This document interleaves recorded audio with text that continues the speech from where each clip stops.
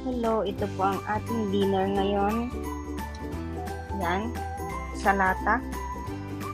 Mama ako ng salata. Tapos, yan, inihaw na manok. Ang ating pagkain. Yan, masarap. Inihaw na manok. Tapos yan, inihaw na sibuyas. Yan, oh, ang sarap. Yan, ganyan. Tapos kain pa ako ng kebab. Oh, wow, yummy, yummy. Sarap naman yan. Tapos yung inihaw din na kamatis. Oh, ang sarap. Ma-juicy-juicy pa.